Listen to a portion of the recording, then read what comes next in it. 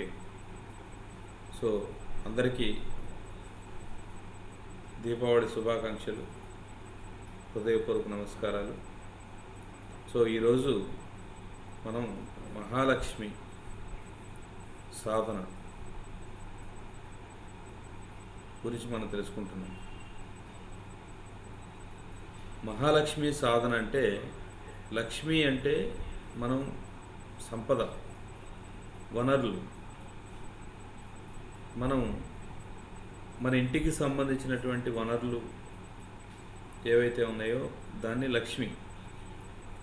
మహాలక్ష్మి అంటే ప్రపంచానికి అంతటికీ ఆ వనరులు సంపదని మహాలక్ష్మి అంటుంది.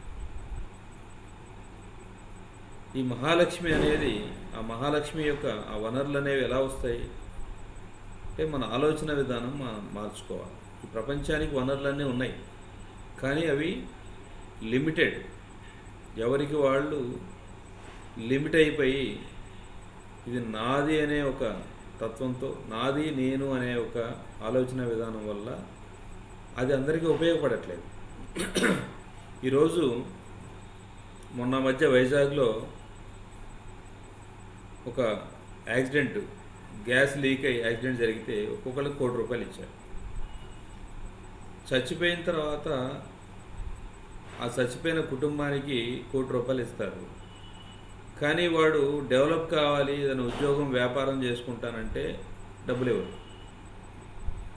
హాస్పిటల్కి ఒకవేళ మనం అత్యవసరమై హాస్పిటల్లో ఉన్నాం అనుకోండి, హాస్పిటల్లో ఖర్చు పెట్టాలంటే ఎంతైనా డబ్బులు ఇస్తారు, మిత్రులు కానీ బంధువులు కానీ. నేను ఏదైనా వ్యాపారం చేస్తాను, నాకు కొంచెం సహాయం చేయండి అంటే మాత్రం ఎవరు ముందుకు రారు. అంటే మన ఆలోచన విధానం ఎందుకు పనికిరాని సమయంలో మనం అది ఖర్చు పెడుతున్నాం, కానీ పనికి రావడానికి మనం ఖర్చు పెట్టట్లేదు. ఈరోజు మనం పోషక విలువలు, పోషకమైనటువంటి ఆహారం మనం భుజించాలి అంటే దానికోసం మనం ఖర్చు పెట్టం.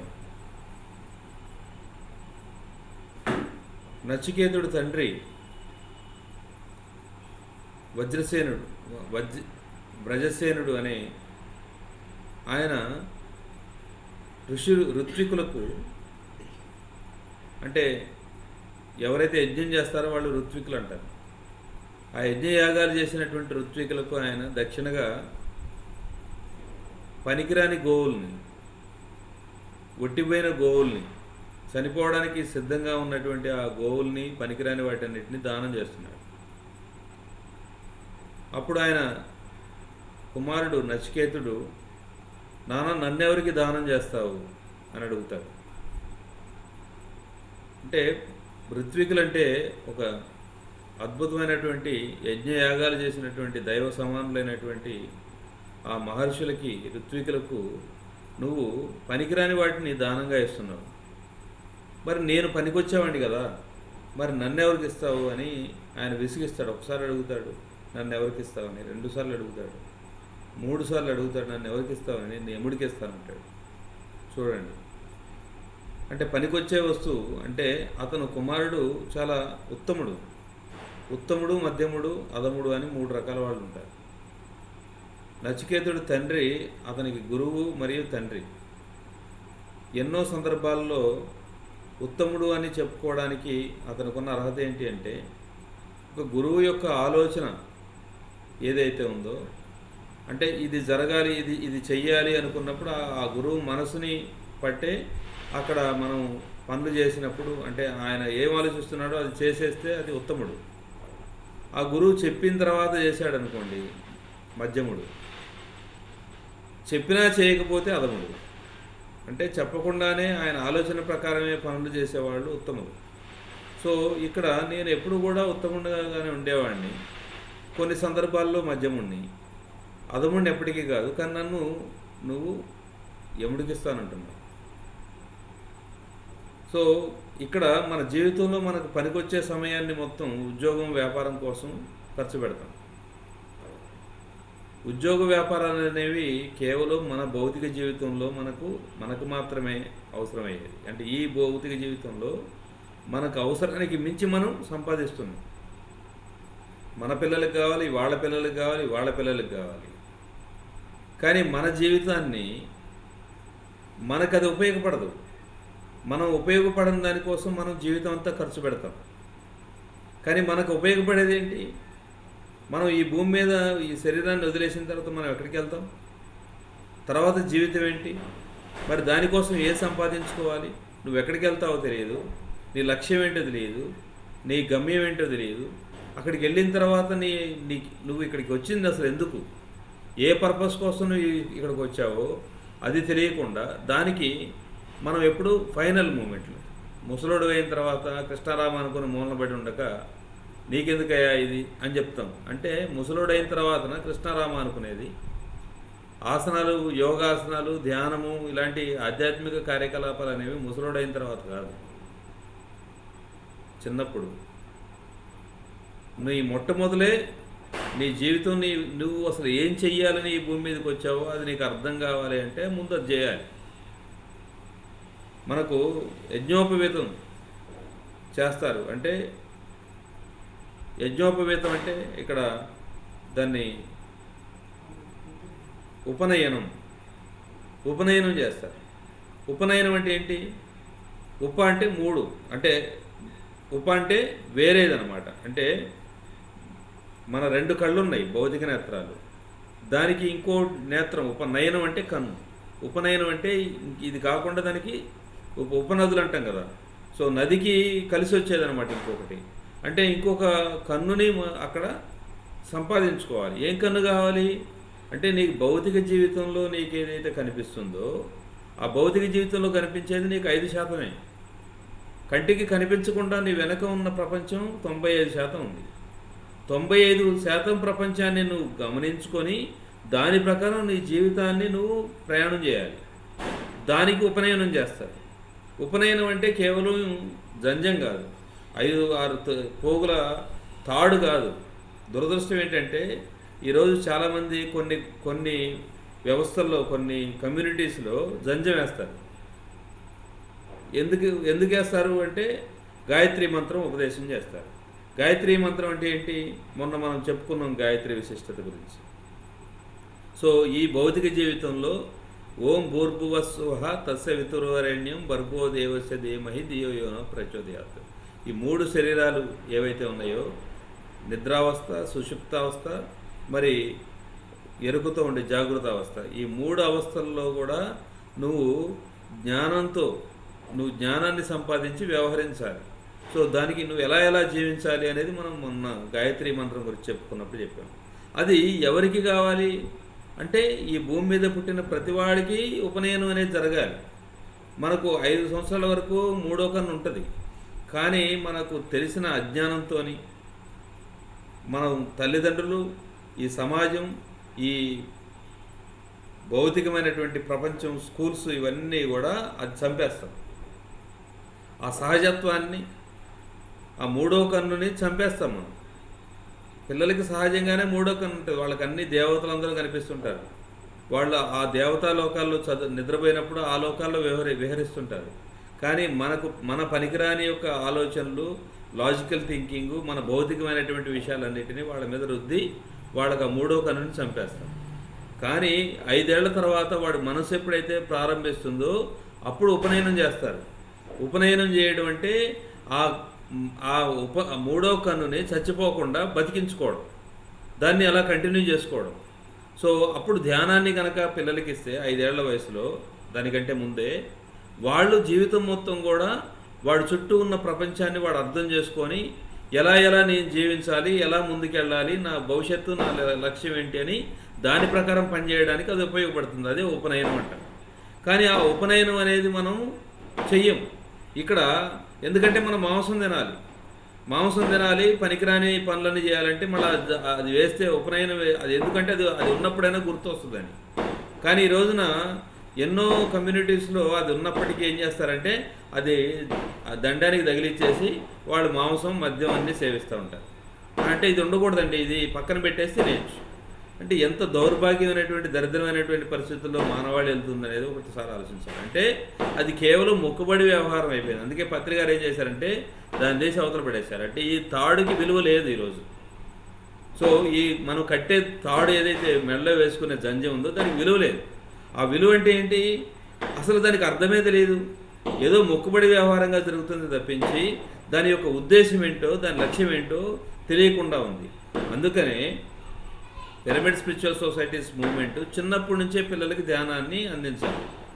ఈరోజు కేవలం మొక్కుబడి వ్యవహారం అయిపోయింది ధ్యానం కూడా. మనకేదో రోగాలు ఉన్నాయి కాబట్టి ధ్యానం చేస్తున్నాం. చాలామంది చెప్తారు 10 ఏళ్ళు అయిందండి, 20 ఏళ్ళు అయింది ధ్యానంలోకి వచ్చి. ధ్యానంలోకి వచ్చి ఏం సాధించావు? 20 ఏళ్ళు 30 ఏళ్ళు అయిందని చెప్పుకోవడం కాదు. నేను గర్వంగా 20 ఏళ్ళు, నువ్వు ఒక పత్రికారు అయ్యావా? నువ్వు పత్రికారులాగా అయితే నువ్వు 20 ఏళ్ళు 30 ఏళ్ళు అయినందుకు నీ వాల్యూ. పత్రికారులాగా నువ్వు తయారవ్వాలి.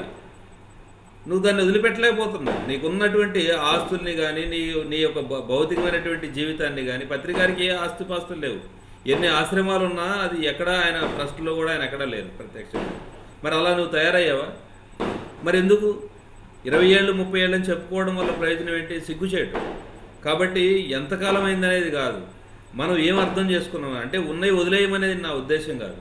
ఇక్కడ నీ యొక్క ఆలోచన విధానంలో మార్పు రావాలి. పత్రికారు ఈ రోజున ఈ వయసులో కూడా నిరంతరం ఉదయం నుంచి సాయంత్రం వరకు విశ్వ కళ్యాణం కోసం పనిచేస్తున్నారు. మరి మనం ఏం చేస్తున్నాం? ఒక ఎంబీబీఎస్ కాలేజీలో జాయిన్ అయినప్పుడు ఆ పిల్లవాడు ఎంబీబీఎస్ డాక్టర్ కాకపోతే ఆ కాలేజీలో జాయిన్ అవ్వడం వేస్ట్.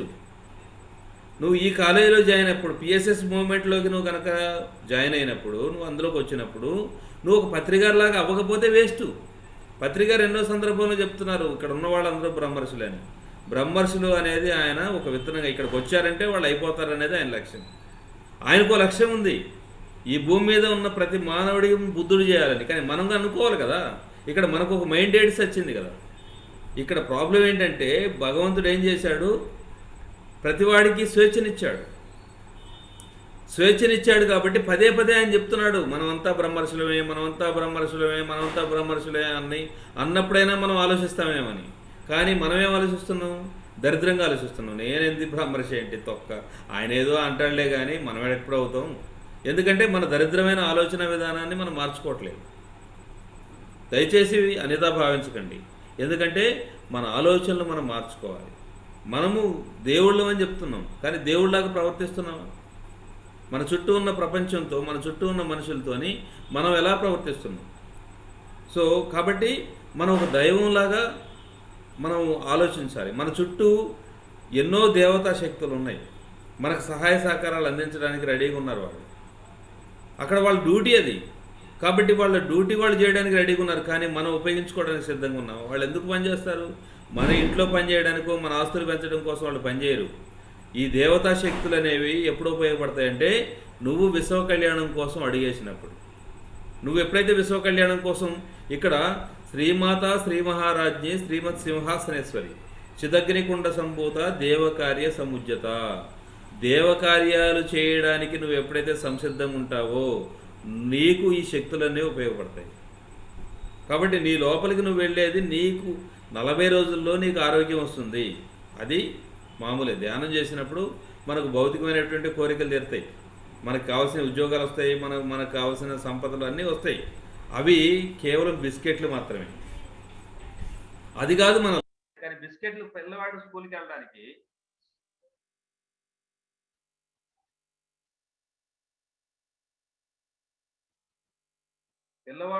వెళ్ళాలంటే బిస్కెట్లు ఇస్తాం మనం.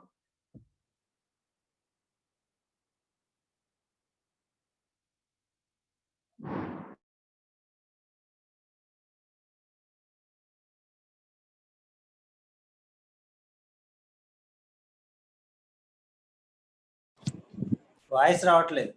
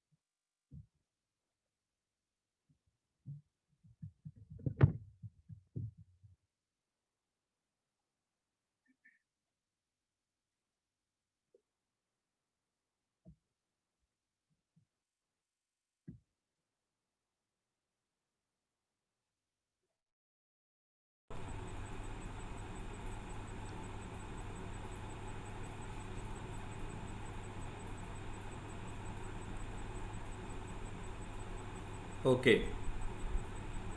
ఇప్పుడండి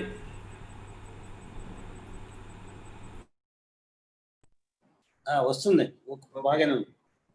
సో మనము బిస్కెట్ల కోసం స్కూల్ కాలేజీకి వెళ్ళాం. మనం దేనికోసం వెళ్తాం?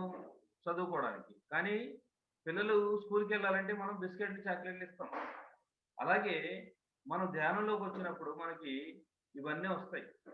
అవన్నీ చేయడం వల్ల వస్తాయి, కానీ వాటి కోసం మనం ధ్యానంలోకి రావక్కర్లేదు. దానికి మామూలుగా ఎంతో మంది అవి సంపాదించుకుంటూనే ఉన్నారు. ధ్యానం చేయకపోయిన వాళ్ళు కూడా బాగానే ఉన్నారు. వాళ్ళన్నీ వాటికి వాళ్ళకి కావాల్సినవన్నీ వస్తున్నాయి. కానీ ధ్యానం అనేది ఎవరి కోసం ఉంది? దేవకార్యాలు చేయడం కోసం. మహర్షులు కొన్ని వేల సంవత్సరాల నుంచి. వినపట్లేదు ప్రసాద్, వినపట్లేదమ్మా. వినపట్లేదా?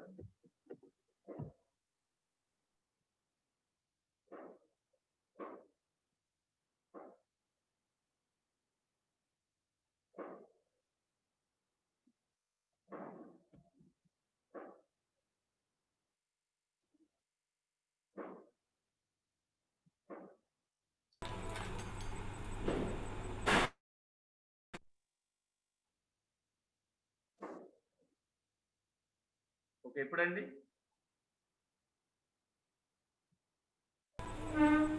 వినిపిస్తుందా?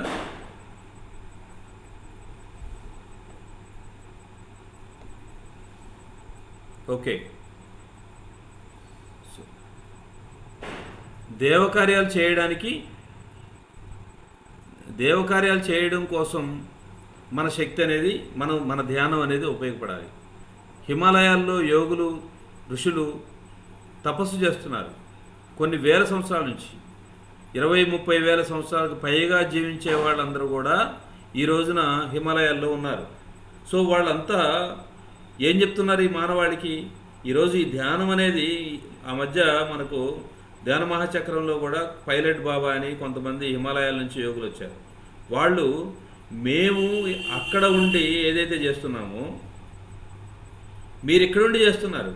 సో మేము చేయడం గొప్పేం కాదు.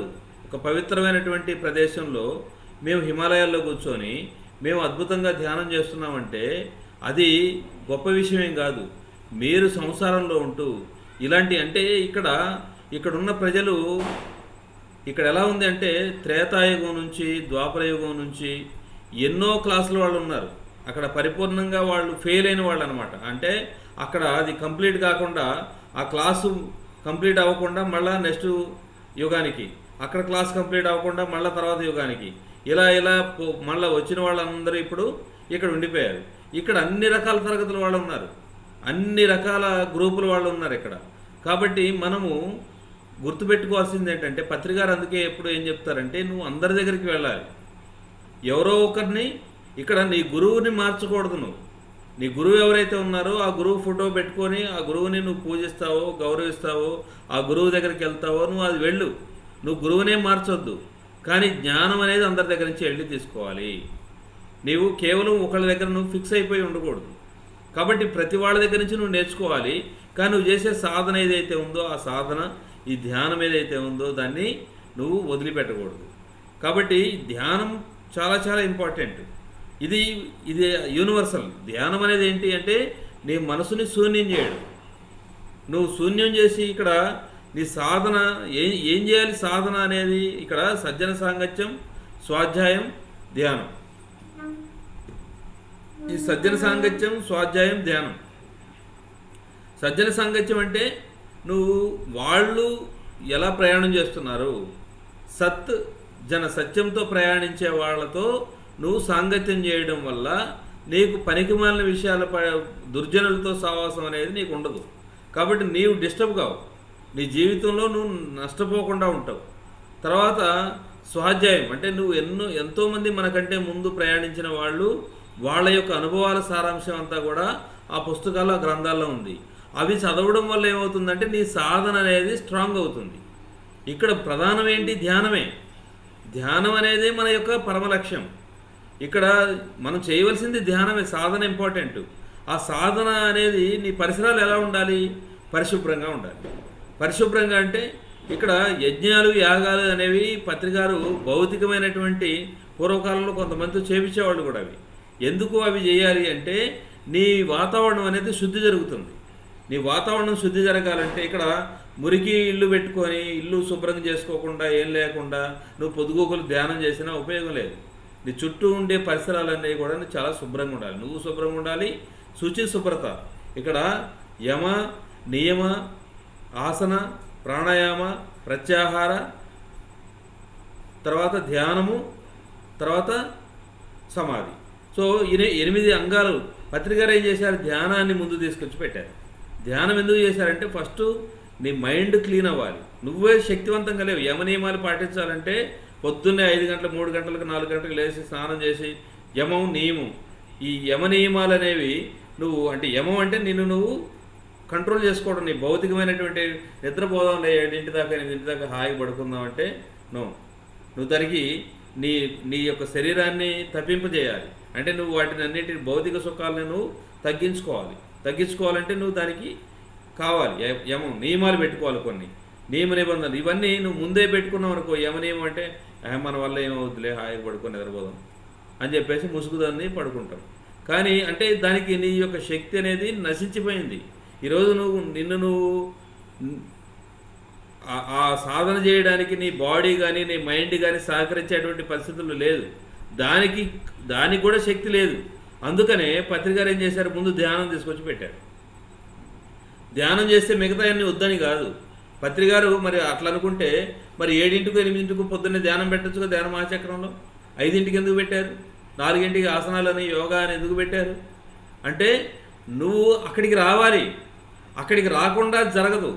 కానీ నువ్వు అది చెయ్యాలి అంటే తప్పకుండా నువ్వు అది చెయ్యాలి అంటే నువ్వు ఇప్పుడు పడుకునే నీ శరీరం సహకరించే పరిస్థితులు లేదు కాబట్టి మన వల్ల కాదులేని పడుకుంటాం.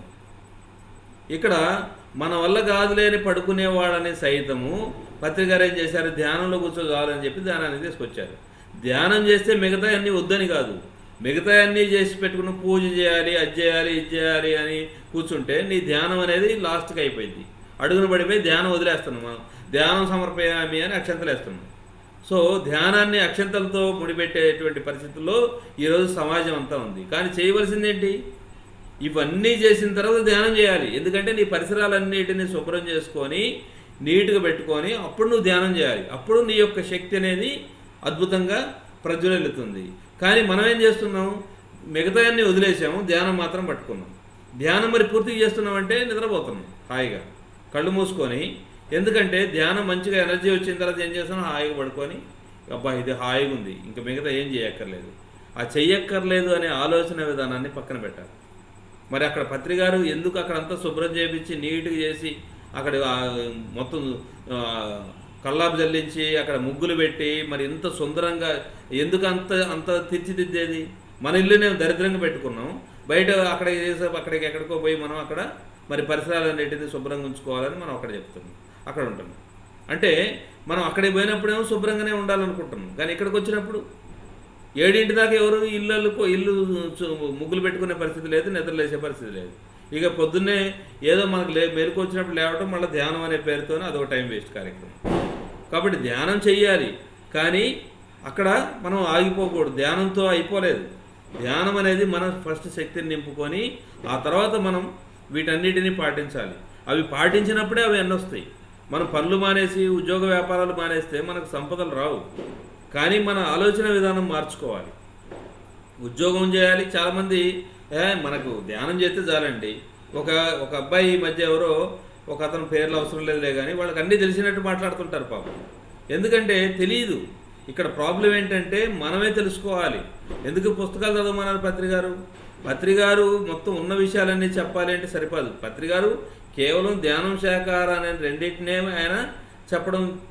కానీ అందరి దగ్గరికి వెళ్ళమన్నారు, అందరి గురువుల దగ్గరికి వెళ్ళమన్నారు, అన్ని పుస్తకాలు చదవమన్నారు. అవి చదవమన్నది ఎందుకు? నేను చెప్పేది మాత్రమే ఫైనల్ కాదు. నేను చెప్పేది అది ఎందుకు అంటే ఇవన్నీ చేయడం కోసం అవి 2 కావాలి ముందు. అవి 2 ఉంటే ధ్యానం అనేది ఎందుకు అంటే నీ యొక్క శక్తిని నువ్వు పెంచుకోవడానికి, నీ పరిణామ క్రమాన్ని ఫాస్ట్గా వెళ్ళడం కోసం. మరి శాకాహారం ఎందుకంటే ఈ భూమి మీద నీవు ఎలాంటి కర్మలకి లోన్ అవ్వకుండా ఉండడం, నీకు అడ్డు లేకుండా ఉండడం కోసం. నువ్వు ప్రతిదీ నీకు అడ్డుపడతా ఉంటే నువ్వు ముందుకెళ్ళలేవు. నీకు అడ్డు లేకుండా ఉండాలి అంటే, నీ ఆత్మ ప్రగతికి ఏది అడ్డుకోకుండా ఉండాలి అంటే నువ్వు అహింసా సిద్ధాంతాన్ని పాటించాలి. శాకాహారాన్ని భుజించినప్పుడు ఆహారం ఎందుకు అంటే ఆహార నియమం అనేది ప్రత్యేకంగా ఉన్నది. నీ ఆహారాన్ని నువ్వు మార్చుకుంటే నీ ఆలోచన మారుతుంది. ఫస్ట్ చాలామంది 20 ఏళ్ల నుంచి ధ్యానం చేసేవాళ్ళు కూడా ఈరోజు ఎల్లిపాయ మానలేదు. ఎందుకు అంటే ఎల్లిపాయ దరిద్రం. పత్రికారు అయితే ఎంత దరిద్రంగా తిడతారంటే ఎల్లిపాయ కనపడిందంటే వాళ్ళని చంపేస్తారు. ఏంది దరిద్రాన్ని పెట్టుకున్నావు ఇంట్లోని. ఇంట్లో ఉండడమే దరిద్రం అంటే అది ఒంట్లో ఉంటే ఇంకెంత దరిద్రం చేస్తుంది. ఆ దరిద్రం ఎంత దరిద్రంగా జరిగినా కానీ మనం మార్చుకోం. ఎందుకంటే మన ఆహారాన్ని మనం మార్చుకోలేము. జిహ్వచాపల్యాన్ని మనం వదులుకోం. ఆ దరిద్రమైన తిండిని వదిలేస్తేనే మన ఆలోచన విధానం మారుతుంది. మన ఆలోచన విధానం మారితేనే నీకు ధ్యానం చేయగలుగుతావు. నువ్వు ధ్యానం చేస్తేనే నువ్వు శక్తిని సంపాదిస్తావు. నువ్వు శక్తిని సంపాదిస్తేనే నువ్వు ఏదైనా చేయగలుగుతావు ఈ భూమి మీద. శక్తి అనేది లేకపోతే ఇక్కడ పార్వతి శక్తి అంటే గుర్తుపెట్టుకోండి. పార్వతీదేవి లేకుండా శివుడు ఒక అడుగు కూడా ముందుకేయలేడు. శివుడికి పార్వతీ శక్తి. అందుకే ఆయన సగభాగం. 2 శివ పార్వతులు అంటే శివుడు పార్వతి 2 సగం సగం. అలాగే లక్ష్మీ విష్ణు. ఇక్కడ విష్ణువు లక్ష్మి మహాలక్ష్మి శక్తితోనే ఆయన ప్రపంచాన్ని నడిపించేది. మహాలక్ష్మి లేకపోతే ఆయన ప్రపంచాన్ని నడిపించలేడు. ఆయన వల్ల కాదు. క్రియేటివిటీ జ్ఞానం అనేది లేకపోతే బ్రహ్మదేవుడు సృష్టించలేడు. ఈ సృష్టిని సృష్టించడం అనేది సాధ్యం కాదు. కాబట్టి స్త్రీ అనేది సగభాగం. స్త్రీతత్వం అనేది మనకు సగం కావాలి. ఆ శక్తి స్త్రీ దగ్గరే ఉంది. కానీ స్త్రీని మనం ఏం చేసాము? నిర్లక్ష్యం చేశాము. స్త్రీ ఎందుకు పనికిరానిదని పక్కన పడేశాము. దానివల్ల ఈరోజు ప్రపంచం అంతా నాశనం అవుతుంది. కాబట్టి స్త్రీతత్వాన్ని మనం అర్థం చేసుకోవాలి. స్త్రీని గౌరవించాలి. సో స్త్రీ కూడా ధ్యానం చేసి శక్తివంతమై తన చుట్టూ ఉన్న పరిసరాలని మార్చుకోవాలి. పరిసరాలను మార్చుకొని ఆ ఇంటిని ఒక అద్భుతమైన శక్తి కేంద్రంగా తయారు చేయాలి. ఇక్కడ ప్రతి స్త్రీలో లక్ష్మి, సరస్వతి, పార్వతి 3 ఉన్నారు. ప్రతి పురుషుల్లో బ్రహ్మ, విష్ణు, మహేశ్వరులు 3 ఉన్నారు. ఇక్కడ గాడ్ జీఓడి గాడ్ అంటే generation, operation, creation. So destruction అంటే అర్థం నాశనం కాదు. ఒక విత్తనం నాశనం అయితేనే వృక్షం అవుతుంది. అంటే పరిణామక్రమం చెందడం, మళ్ళీ వేరే విధంగా మారడం అనమాట. సో కాబట్టి డిస్ట్రక్షన్ అంటే చాలామంది శివుడు 3వ కన్ను ఉంది, నాశనం కాదు, ఇక్కడ మార్పు. సో ప్రతి దానిలోంచి ఒక దానిలోంచి ఇంకో దానికి మార్పు. ఒక విత్తనం, ఇప్పుడు ఇసుక ఉంది, సిమెంట్ ఉంది, ఇటుకలు ఉన్నాయి, అవి పదార్థం మారుతుంది. ఇల్లుగా ఒక నిర్మాణం అద్భుతమైన నిర్మాణంగా మారిపోతుంది. అంటే అక్కడ అది చచ్చిపోయింది. ఇటుక అనేది ఉందా అంటే కనపడట్లేదు. ఇసుక ఉందా అంటే కనపడట్లా. వేరే దాంతో కలిసి అది ఒక అద్భుతమైన నిర్మాణంగా తయారైపోయింది. అలాగే ఒక విత్తనం అనేది ఒక మహావృక్షంగా తయారైపోయింది. అలాగే నీవు ఒక మానవుడిగా దైవమే కానీ మానవ రూపంలో పుట్టావు. మళ్ళీ దైవంగా నువ్వు పరిణామం చెందాలి. ఒక దైవంలాగా పరిణామం చెందాలంటే నువ్వు దేవకార్యాలు చేయాలి. నీ సంకల్పాలన్నీ దేవకార్యాలు. ఇక్కడ మహాలక్ష్మి అంటే నీ యొక్క వనరులు, నీ చుట్టూ ఉన్న వనరులు ఈ ప్రపంచానికి ఉపయోగపడాలి. అది ఎప్పుడు సాధ్యమవుతుంది అంటే మనం ఈ నియమాలన్నిటిని పాటించినప్పుడు, మన చుట్టూ ఉన్న ప్రపంచాన్ని మనం మార్చుకున్నప్పుడు. ఇక్కడ ఆవినయ్యతో దీపాలు వెలిగించకూడదండి. లేకపోతే దేవుడి ఫోటోలు నీకేమి ఇయ్యవు. దేవుడి ఫోటోలు అనేవి మన ఫోటోలని అడికెక్కిచ్చేసా అయితే ఏంది? నీ లోపల భయం పోవలేదు, నీ లోపల కోరికలు పోలేదు. నీ భయాలు, నువ్వు దేవుడు అయినప్పుడు నువ్వు వాటిని పక్కన పడేయి. కానీ నువ్వు దేవుడు కాకుండానే నువ్వు పక్కన పడేయడం వల్ల ఏం ఉపయోగం ఉంది? లేదా నువ్వే తెచ్చుకున్నావు, అవేమి నీ కోరికలు తెచ్చవు. కాబట్టి నువ్వు అవి చూసినప్పుడు నువ్వు ఒక దైవంగా తయారు కావాలి. నేను కూడా అలా తయారవ్వాలనే ఒక లక్ష్యం నీకు ఏర్పడాలని. అంటే ఒక విగ్రహం లేదా ఒక ఫోటో, ఒక రూపం అనేది నీకు ఒక స్ఫూర్తినివ్వాలి. మూర్తి అనేది కేవలం నీకు వరాలు ఇచ్చేది కాదు. అయిపోయింది. ఏంటి మేడం?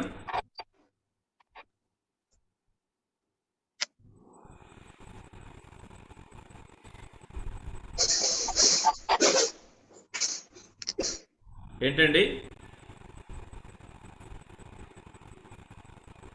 ఓకే, సౌండ్ రావట్లా, స్టక్ అయిపోయింది. సౌండ్ సరిగ్గా రావట్లా. ఇప్పుడండి వస్తుందా? లేదు, రావట్లేదు. బాగానే ఉంది సౌండ్. మరి సౌండ్ వస్తుందండి, బాగానే వస్తుంది. ఓకే, సో మనము మన ఆలోచన విధానాన్ని మనం మార్చుకోవాలి. మనకు మహాలక్ష్మి వనరులు కావాలంటే ఇప్పుడు నీ శక్తి నువ్వు అనంతమైన శక్తి చైతన్యవంతుడివి అని చెప్తారు చేతి విజ్ఞానంలో. నువ్వు అనంతమైన శక్తి ఉందని నీకు తెలియాలంటే ఏం చేయాలి? ఆ బరువు మోస్తేనే నీకు అర్థమవుతుంది. ఇప్పుడు నేను డబ్బులు వస్తే నాకు సంపదలన్నీ వస్తే నేనేదో చేస్తాను అనుకుంటాం. నువ్వు చెయ్యాలని సంకల్పం నువ్వు చేస్తే నీకు అన్నీ వస్తాయి. ఇక్కడ డిఫరెన్స్ ఏంటంటే విత్తనం వేస్తే పంట వస్తుంది. మనం పృథ్వీతత్వాన్ని, జలతత్వాన్ని, మనము అగ్నితత్వాన్ని, వాయుతత్వాన్ని, అదేవిధంగా ఆకాశతత్వాన్ని మనం మన లోపలికి మనం నిక్షిప్తం చేసుకొని నేనే అది, అదే నేను అనే విధంగా మనం మనం తయారవ్వాలి. సో ఎప్పుడైతే మనం ఒక విత్తనం వేస్తామో, ఒక మొక్క వేసామనుకోండి, ఆ మొక్క ఒక మామిడి మొక్క వేస్తే కొన్ని వేల మామిడి పండ్లు ఇస్తుంది దాని తన జీవిత కాలంలో. అలాగే మనం విత్తనాలు, నేను ఒక మహాలక్ష్మి శక్తిని నేను ఆవాహనం చేసుకుంటున్నా, నేను ఒక పార్వతిని ఆవాహనం చేసుకుంటున్నా, ఒక సరస్వతిని నేను ఆవాహనం చేసుకుంటున్నా అంటే నీ లోపల నువ్వు ఆ శక్తుల్ని ఎప్పుడైతే నువ్వు ఆవాహన చేసుకుంటావో అప్పుడు ఆ శక్తుల్ని నీవు ఆవాహన చేసుకున్నప్పుడు నువ్వు ఆ విధంగా మారిపోతావు. సో నీ లోపల నువ్వు ఆ విత్తనం అంటే ఇక్కడ భూమిలో మనం వీటిని ఎలాగైతే విత్తనాలు వేసుకొని వాటి నుంచి పంటలు తీసుకుంటున్నామో అలాగే నువ్వు సంపదను కూడా సృష్టించాలంటే నువ్వు సంపదను ఏం చేయాలి? విత్తనాలుగా వేసుకోవాలి. అంటే నువ్వు ఒక మహా లక్ష్యాల కోసం, మహా సంకల్పాల కోసం నువ్వు ఎప్పుడైతే పెట్టుబడి పెడతావో అప్పుడు నీ యొక్క సంపద అనేది వృద్ధి చెందుతుంది. నువ్వు ఎప్పుడైతే బ్యాంకులో డబ్బులు వేస్తావో నీకు వడ్డీ రూపంలో వస్తుంది. అలాగే నువ్వు రోజు వేయడం అనేది మొదలు పెట్టావనుకోండి, నువ్వు ప్రతి నెలకింత నువ్వు బ్యాంకులో వేస్తే అది నువ్వు 10 సంవత్సరాలకి అది ఎంత వృద్ధి చెందుతుంది. అలాగే నువ్వు ఒక మంచి లక్ష్యాల కోసం, మంచి కార్యక్రమాల కోసం నువ్వు ఒక విశ్వ కళ్యాణం కోసం నువ్వు ఎప్పుడైతే నీ సంపదని విత్తనాలుగా వేస్తావో నువ్వు అద్భుతంగా పంటలు పండించుకుంటావు. అది 1000 రెట్లుగా నీకు తిరిగి వస్తుందన్నమాట. సో ఈ యొక్క మూల సూత్రాన్ని మనం ఎప్పుడైతే గమనించుకుంటావో నువ్వు ఆ మహాలక్ష్మిని సృష్టించగలుగుతాం మనం. సో మహాలక్ష్మి అంటే వేరే ఏం లేదు. లక్ష్మి అంటే కేవలం నీ ఇంటి కోసం ఆలోచించడం అనేది లక్ష్మి. మహాలక్ష్మి అంటే ప్రపంచం కోసం ఆలోచించడం. నువ్వు ఒక మహా సంపదల్ని, వనరులని నువ్వు సృష్టించాలి అంటే నువ్వు ఇండివిజువల్గా నువ్వు ఆలోచించే విధాన్ని సామూహికంగా నువ్వు ఆలోచించాలి. నువ్వు ఈ ప్రపంచం కోసం ఆలోచించాలి. ఆ ప్రపంచం కోసం నువ్వు ఎప్పుడైతే పెట్టుబడి పెడతావో అప్పుడు నీ యొక్క సంపద అనేది అదే స్థాయిలో వృద్ధి చెందుతుంది. విత్తనం వేస్తేనే పంట వస్తుంది. సో ఆ మూల సూత్రాన్ని మనం గమనించుకొని మనం ఈ సాధన అనేది, అందుకనే మనం కేవలం సింగిల్గా ఇండివిజువల్గా మనం ఇంట్లో చేయాల్సింది కాదు. ఇది సామూహికంగా విశ్వ కళ్యాణం కోసం చేయాల్సింది. కాబట్టి విశ్వ కళ్యాణం కోసం ఆ లక్ష్యంతో మనం చేసే సాధనే ఈ యొక్క మహాలక్ష్మి సాధన. ఒక 10 నిమిషాలు మనం ధ్యానం చేద్దాం. హాయిగా ఈ ప్రపంచానికి ఆరోగ్యం కావాలి,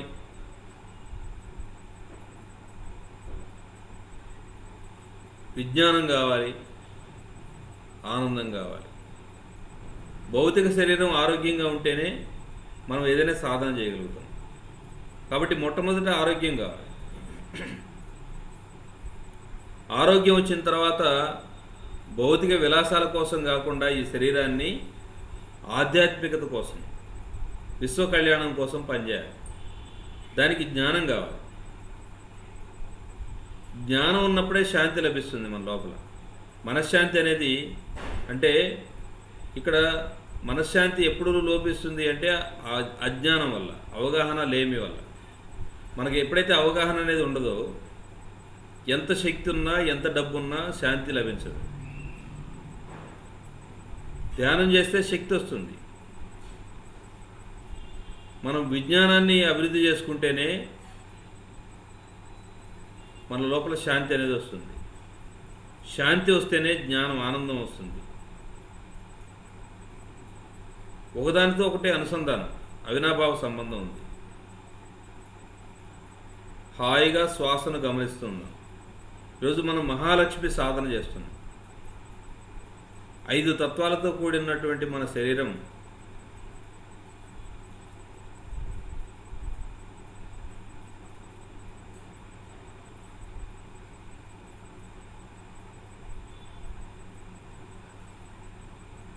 పృథ్వీతత్వం,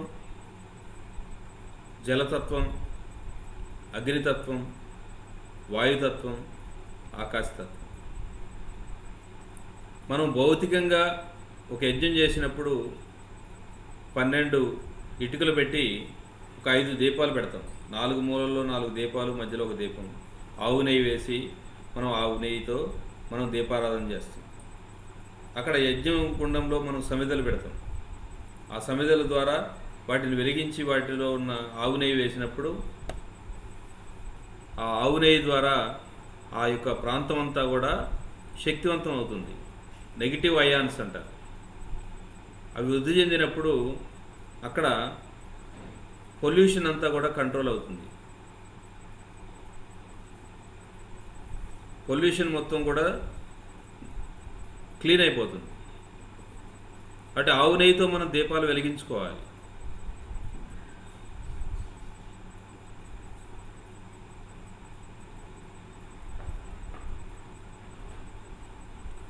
ప్రకృతిలో మన చుట్టూ ఉన్న ప్రకృతిని మనం శుద్ధి చేసుకోవాలి. సాంబ్రాణితో మనం మొత్తం మన ఇంటినంతని కూడా మనం సుగంధ ద్రవ్యాలతో, మంచి సువాసనలతో మనం ఇంటినంతా కూడా పరిశుభ్రం చేసుకోవాలి. మన చుట్టూ వాతావరణాన్ని మనం శుభ్రం చేసుకోవాలి. కేవలం మన శరీరాన్ని కాదు, మన చుట్టూ ఉన్న ప్రకృతిని కూడా మనం శుభ్రంగా ఉంచుకోవాలి.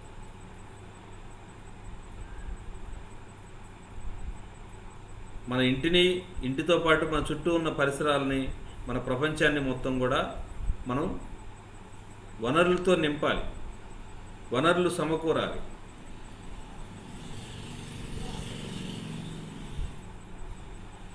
మన యొక్క ఆలోచన విధానం, మన యొక్క శక్తిని మనం ఈ ప్రపంచం కోసం ఆలోచించాలి.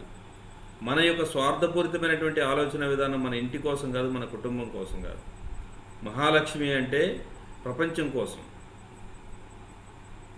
ఈ ప్రపంచం అంతా బాగుండాలి. ఈ ప్రపంచం అంతా వనరులతో నిండిపోయి ఉండాలి. మన బోర్డర్స్ అన్నీ, మనం గీసుకున్న పిచ్చి గీతలంతా కూడా తుడిచేయాలి. ఎల్లలు లేని సామ్రాజ్యాన్ని సృష్టించాలి. అమెరికా, ఆస్ట్రేలియా, న్యూజిలాండ్, యూకే, భారతదేశం, పాకిస్తాన్ ఇలాంటి బోర్డర్స్ అనేవి ఉండకూడదు. ప్రపంచం అంతా ఒకటే ఉండాలి. సంపదలన్నీ సమన్వయం కావాలి. ఎవరి దగ్గర ఏది ఉందో అది పంచుకోవాలి ఒకరికొకరు. ఎవరి దగ్గర ఏది లేదో అది ఒకరికొకరు ఇచ్చిపుచ్చుకోవాలి. అలాంటి ప్రపంచం రావాలి. అది సాధ్యమవుతుంది. రానున్న కొద్ది రోజుల్లోనే మనం చూస్తాం దాన్ని, అలాంటి ప్రపంచాన్ని. ఈ రోజున మనం ఆల్రెడీ అది ప్రారంభించాం. భారతదేశం నుంచి కరోనాకి ఎంతో మందులు మనం పంపించడం జరిగింది ఈ మధ్యకాలంలోనే. అది ప్రపంచానికి నేర్పిస్తుంది భారతదేశం. ఒక ఆధ్యాత్మికత అంటే అంతా నేనే అనే తత్వం.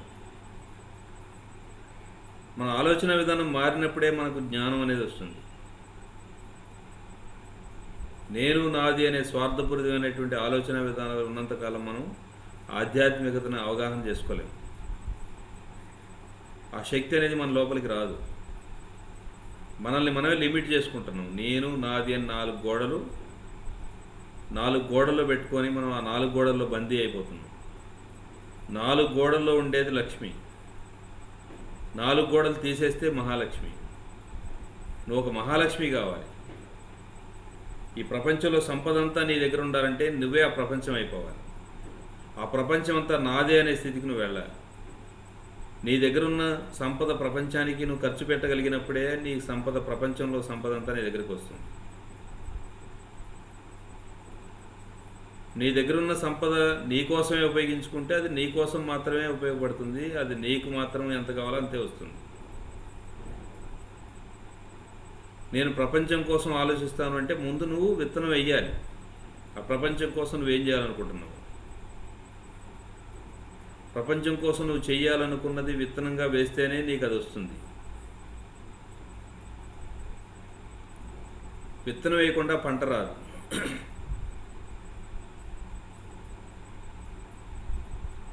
నువ్వు దైవం కావాలంటే కేవలం నీ ఇంటి గురించి నువ్వు ఆలోచిస్తే నువ్వు దైవం కాలేవు. ప్రపంచం కోసం ఆలోచిస్తేనే నువ్వు దైవంగా తయారవుతావు. అది అసలు శాంతం పోయింది సౌండ్. హాయిగా శ్వాసను గమనిస్తుందాం. మరొక 2 నిమిషాలు, 2 minutes. నిమిషాలంట శ్వాసను గమనించండి, అయిపోయింది. నా దాంట్లో అసలు రావట్లే సౌండ్. శ్వాస మీద ధ్యాస, శ్వాసానుసంధానం. 2 minutes more.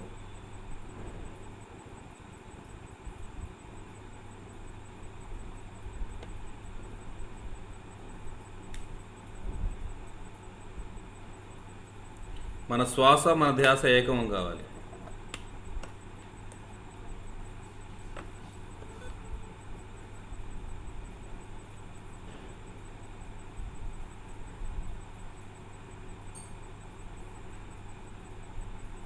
చివరి 1 నిమిషం,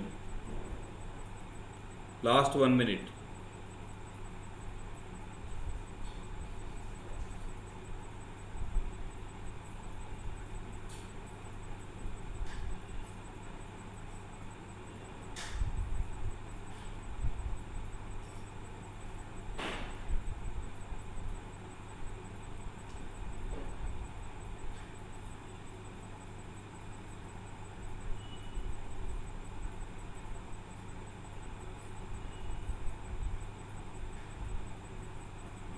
Thirty seconds.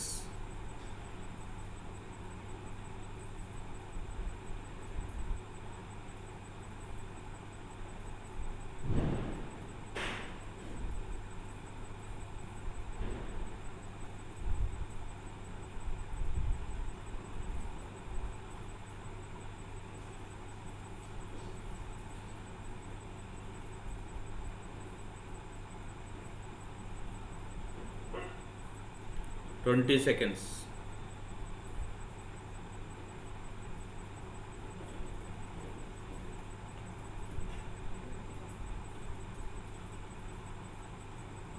Ten seconds.